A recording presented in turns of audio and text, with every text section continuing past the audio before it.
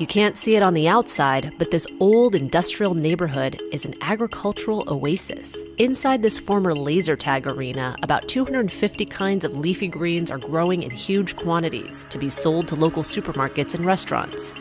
This is Aero Farms, a massive indoor vertical farm in Newark, New Jersey. Our mission is to build farms in cities all over the world so people have access to fresh, great tasting, highly nutritious food. Crops are stacked more than 30 feet high inside this 30,000 square foot space. They're grown using aeroponic technology. Typically in indoor growing, the roots sit in water and one tries to oxygenate the water.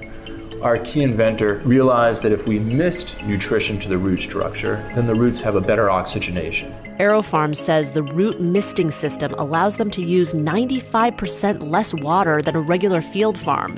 They also use no pesticides or herbicides. Instead of soil, plants are grown in reusable cloth made from recycled plastic. And instead of the sun, there are rows and rows of specialized LED lighting. A lot of people say, sunless, wait, plants need sun.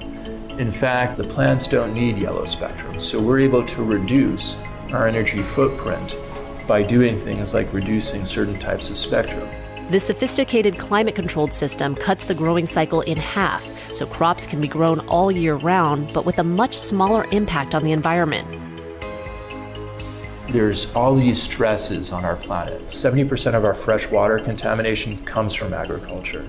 About 70% of our freshwater usage goes to agriculture. 1/3 of our arable land has been degraded in the last 40 years. All these macro trends point to the fact that we need a new way to feed our planet.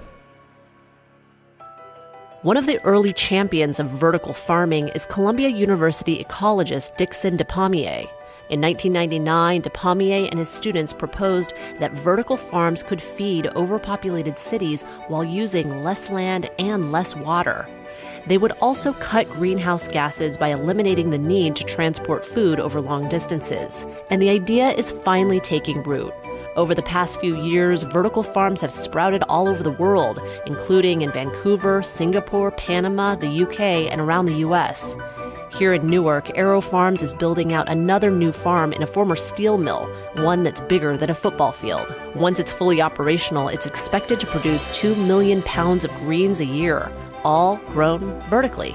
We listen to the plants very carefully to try and understand what they're telling us and try and optimize all these different qualities of a plant. It's a tough business, but it's one that's going to stay and it's going to have a bigger and bigger impact.